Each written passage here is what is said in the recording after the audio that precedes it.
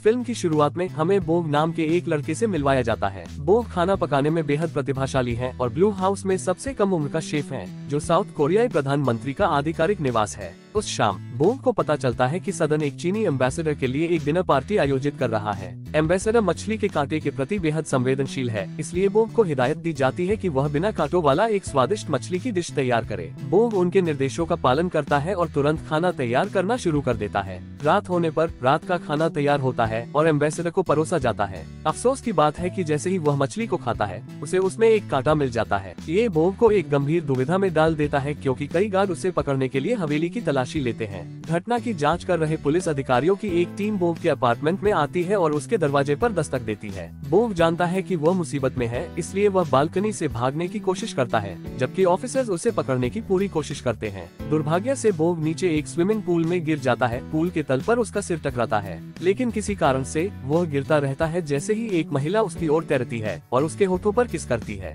बोग जागता है तो वह खुद को एक अजीब बिस्तर और एक अजनबी कमरे में पाता है। बोग को कुछ गलत लगा और वह तुरंत पास के एक शीशे की ओर भागता है और खुद को देखकर हैरान होता है, क्योंकि बोग को पता चलता है कि वह एक महिला बन गया है। वह एक सेकंड के लिए सोचता है और तय करता है कि गिरने के कारण वह सपना देख रहा होगा। क्या हो रहा है ये पता लगाने के लिए बोग कमरे से बाहर निकलता है, लेकिन बाहर दर्जनों महिलाएं मिलती हैं जो झुकती हैं और उन्हें योर हाइनेस कहती हैं। इससे हैरान होकर बोग बिल्डिंग के बाहर दौड़ती है, लेकिन अचानक उसके पेट में ठंडक महसूस होती है। ये तब होता है जब बोग को पता चलता है कि उसने अपना केला खो दिया है। बोग इससे डर जाता है और शुरू में उसे लगता है कि सेक्स चेंज ऑपरेशन के लिए उसकी तस्वीर की गई है। जब वह खुद को घिरा हुआ महसूस करती है तो बोग को पता चलता है कि वह समय समय पर अतीत की यात्रा कर चुकी है। एहसास के कारण वह सदमे में चला गया और आखिरकार उसे महल में वापस लाया गया। अगले दिन बोग उठता है और एक नौकरानी से अपनी वर्तमान पहचान जानता है और पता चलता है कि उसने 1851 में जोसियन राजवंश की समय यात्रा की थी। इसके अलावा वह अब एक शाही वार्ड किम सो योन के शरीर के अंदर रहती है।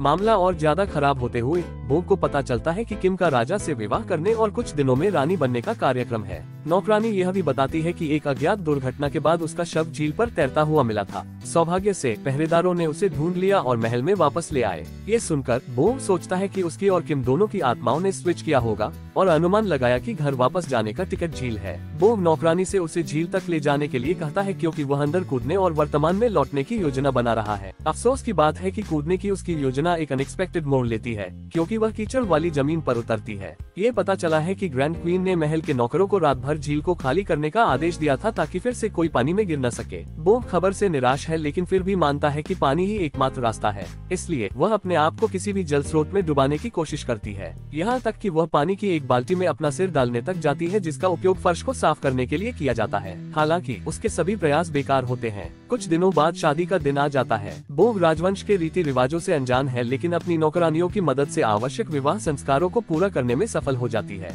उस रात बोग, जो अब रानी है, राजा के कक्ष में उसके साथ सोने के लिए आमंत्रित किया जाता है। बोग इस विचार से ही डर जाता है और राजा के बेहोश होने की उम्मीद में राजा को शराब देता है। सौभाग्य से राजा सो जाता है। बोग को बहुत राहत मिलती है। अगले दिन बोग एक हैंगओवर के साथ उठता है और उसे कुछ खाने को दिया जाता है। वह घिनौने भोजन से घृणा करती है और शाही रसोई को इसके बजाय रेमन पकाने का संदेश देती है। शेफ शब्द से हैरान है, लेकिन बोग के निर्देशों के आधार पर विदेशी भोजन बनाने की कोशिश करता है। रसोईया कई बार पकवान बनाने की कोशिश करता है, लेकिन बोग हर कोशिश से असंतुष्ट होती है। पहला खाना बहुत हेल्थी है, जबकि बाद के खाने बहुत अधिक स्पाइसी और मसालेदार हैं। आखिरकार रसोईया परेशान हो जाता है और हार मान लेता है। बोग को इसे खुद पकाने के लिए कहता है। बोग उसकी पुरानी तकनीकों को याद करते हुए पकवान तैयार करने का फैसला करता है। बोग शाही रसोई में आता है और तुरंत एक चाकू उठाता है। उसकी नौकरानी चिंता करती है, क्योंकि रानी ने बचपन से कभी खाना बनाने का प्रयास नहीं किया। इसलिए नौकरानी अन्य नौकरों के साथ उससे अपेक्षा करती है कि वह रसोई में गड़बड़ी करे। लेकिन नौकरों को बहुत आश्चर्य हुआ।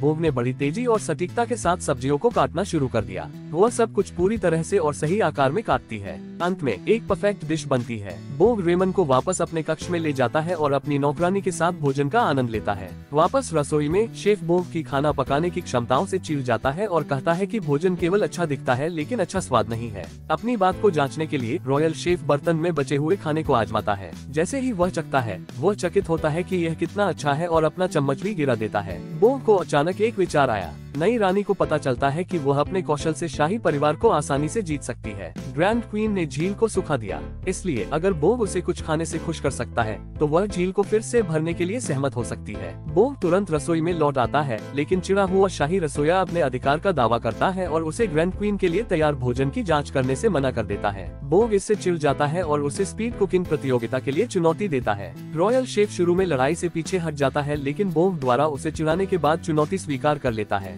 नौकर घंटी बजाता है और प्रतियोगिता शुरू हो जाती है। मुख्य रसोइया अपना चाकू लेता है और शातिर तरीके से गाजर का एक गुच्छा काट देता है, लेकिन रानी के हाथ तेज हैं और जल्दी से कुछ खीरे आसानी से काटती हैं। खाना पकाने के कुछ मिनटों के बाद बोग की डिश तैयार हो जाती है और वह सबसे पहले घंटी बजाती है। इस प्रकार प्रतियोगिता जीतने पर रॉयल शेफ इस पर नाराज है और तर्क देता है कि हालांकि गति महत्वपूर्ण है, स्वाद शेफ के कौशल का अंतिम परीक्षण है। बोग आत्मविश्वास से सहमत है और शाही खाना इंस्पेक्टर से दोनों खानों का स्वाद लेने का अनुरोध करते हैं, ये देखने के लिए कि कौन सा बेहतर है। इंस्पेक्टर बोग के खाने पर मोहित हो जाता है और उसे शाही रसोई का चार्ज देते हुए इसे बेहतर खाना घोषित करता है। ग्रैंड क्वीन के भोजन की जांच करते हुए बोग अपने लाभ के लिए अपनी नई पोजीशन का उपयोग करती है। बोग को अपने खाने के विकल्पों से पता चलता है कि द ग्रैंड क्वीन दांत दर्द की वजह से खाना खाने में नखरे करती है। इस प्रकार बोग एक नरम बनावट के साथ भोजन बनाने का फैसला करता है। बोग तुरंत काम पर लग जाता है और आलू का दलिया बनाना शुरू कर देता है। सबसे पहले वह बर्तन में कुछ दूध डालती है और सही सामग्री मिलाती है। वह कभी कभी मिश्रण को चखती है, फिर आलू को बर्तन में डाल दिया जाता है।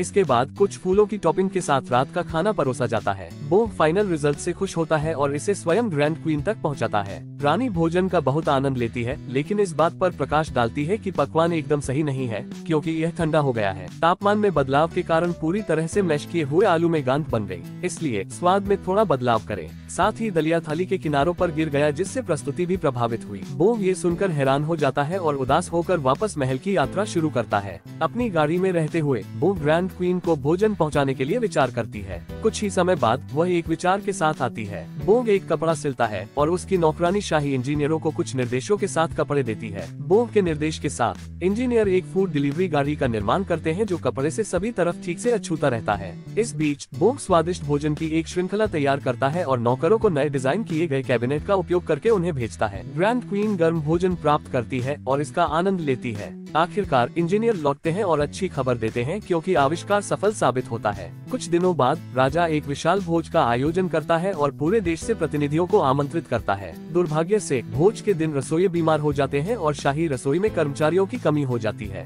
बोग ने इसे नोटिस किया और मदद करने का फैसला किया। वह चुपके से भोज से बाहर निकली और रसोई में घुस गई। बोग को पता चलता है कि पेंट्री में सामान की कमी है। उस दिन किराने का सामान डिलीवर किया जाना था, लेकिन वह नहीं आ सका। सीमित सामानों के साथ बोग के पास क्रिएटिव बनने के अलावा कोई विकल्प नहीं है। रानी अपनी नौकरानियों के साथ आलू का एक सरल लेकिन अनोखा खाना तैयार करती है। बोग आलू को छीलकर एक स्टिक के चारों ओर लपेटता है और इसे कुरकुरा बनाने के लिए डीप फ्राई करता है। जब वे पहली डिश देखते हैं तो मेहमान शुरू में नाखुश होते हैं, क्योंकि वे शाही भोज के लिए कुछ उत्तम दर्जे की उम्मीद करते हैं। लेकिन जैसे ही वे इस अनोखे भोजन को चखते हैं, उनकी आंखों में चमक आ जाती है, क्योंकि वे इसके स्वाद पर हैरान हो जाते हैं। बोग की दूसरी डिश थोड़ी ज्यादा मेहनत वाली है, क्योंकि किचन में मीट नहीं है। वह टमाटर के स्वाद के साथ वेजी बर्गर बनाने के लिए क्रिएटिव रूप से बीन्स का उपयोग करती है। बोग अपने आविष्कार से खुश है और इसे मॉडर्न मैकडोनल्ड से इंस्पायर होकर मैकडोनाल्डू नाम दिया है। आलू परोसने की तरह ही यह डिश भी बहुत हिट है, क्योंकि मेहमान मुंह में पानी लाने वाले खानों का स्वाद चखते हैं। अंतिम भोजन के लिए बोग एक क्लासिक जेली मिठाई बनाता है। वह जेली स्टिक्स पर विशेष संदेश लिखती है और उन्हें फॉर्चून जेली कहती है, क्योंकि आप इसे खाने के बाद अपना भाग्य पढ़ते हैं।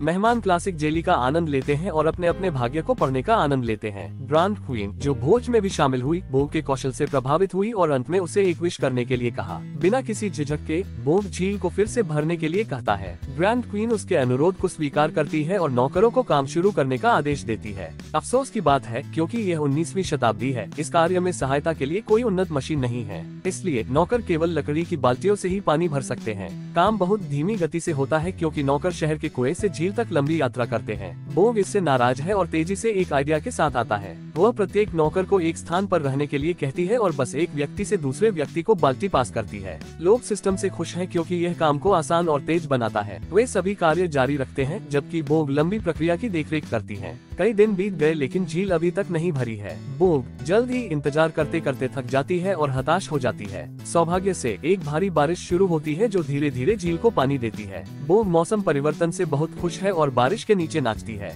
कुछ घंटों बाद झील भर जाती है और बोग किनारे पर जाता है और एक आधारशिला पर अपना नाम लिखती है। इसके बाद वह झील में कूद जाती है और पानी के नीचे डूब जाती है, ठीक वैसे ही जैसे उसने फिल्म की शुरुआत में की थी। जब बोब की नींद खुलती है तो वह खुद को अस्पताल में पाकर हैरान रह जाता है और देखता है कि एक अधिकारी उसके बिस्तर से कुछ मीटर की दूरी पर सो रहा है। वह चुपचाप बाहर खिसकने की कोशिश करता है, लेकिन अधिकारी जाग जाता है और तेजी से पीछा करता है। बोब उससे दूर होने का कोशिश करता है, लेकिन 2 और अधिकारी दिखाई देते हैं और उसे घेर लेते हैं। हताश होकर बोब एक ऊंची जगह से नीचे कूदता है, सड़क पर दौड़ते हुए आदमियों से बचता है। वह तुरंत एक लाइब्रेरी की ओर जाता है और एक इतिहास की किताब को ढूंढता है। वहाँ वह जोसियन राजवंश के बारे में एक पब्लिकेशन पाता है और मुस्कुराता है, ये जानकर कि वह अब इतिहास का हिस्सा बन गया है। हालांकि जब पीछा करने वाले ऑफिसर्स लाइब्रेरी में आते हैं, बोब फिर से भागने की कोशिश करता है, लेकिन ऑफिसर समझाते हैं कि वे उसे गिरफ्तार करने के लिए वहां नहीं हैं। और पता चलता है कि जोसियन युकी उसकी समय यात्रा के कारण वर्तमान को बदल दिया है। अब पुलिस उसका पीछा नहीं कर रही है, इसके बजाय वे उसकी रक्षा करने के लिए वहां हैं, क्योंकि बोब अब एक मुखबिर है और उसने भ्रष्टाचार के लिए एक हाई लेवल अधिकारी का पर्दाफाश किया है। बोब पास के एक कंप्यूटर पर जाता है और दावों की जांच करने के लिए नेट पर चेक करता है। इसके तुरंत बाद उसे पता चलता है कि वे सच बता रहे हैं, इतिहास और वर्तमान सच में बदल गया है। फिल्म सड़क पर खड़े बोब के साथ समाप्त होती है, जब वह एक पॉजिटिव मैसेज देता है कि कैसे अतीत में एक छोटा सा बदलाव भविष्य को बदल सकता है।